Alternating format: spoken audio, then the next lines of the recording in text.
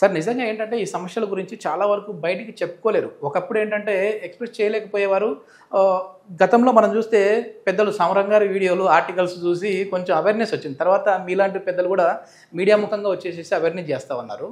So అంగస్తంభన సమస్యకి అంగం పైన ఏదన్నా ఒక కణత ఉండడానికి సమస్య ఏంటి? అంటే ప్రాబ్లమ్ నిజంగానే అది అక్కడ కణత వచ్చిందంటే ప్రాబ్లమ్ అది? సో మీరన్నది టిపికల్గా మనము పెరినిస్ డిసీజ్ అంటాం. ఓకే. పెరినిస్ డిసీజ్లో ఏమవుతుందంటే అంగంలోని కణజాలం కొద్దిగా అంటే బ్లడ్ సప్లై తగ్గిపోయి కొద్దిగా గడ్డలాగా ఏర్పడుతుంది.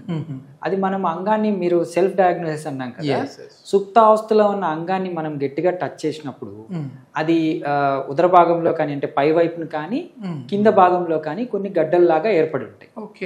సో ఇవి చిన్నగా ఏమవుతాయంటే అంగం వంకరగా తిరిగేటట్లు చేస్తాయి. స్తంభించినప్పుడు అంగం వంకరగా తిరిగేటట్లు చేస్తాయి.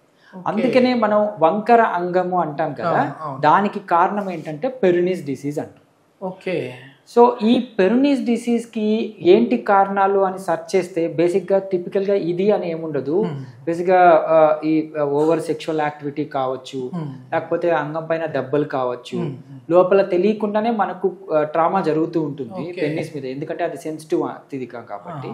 సో లోపల రక్తం గడ్డకట్ట కావచ్చు, లేకపోతే మజిల్స్ అన్ని క్లంప్ అయ్యి ఫైబ్రోసిస్ అయ్యి అక్కడ గడ్డలాగా తయారవడం కావచ్చు, ఇవన్నీ కారణాలు కావచ్చు.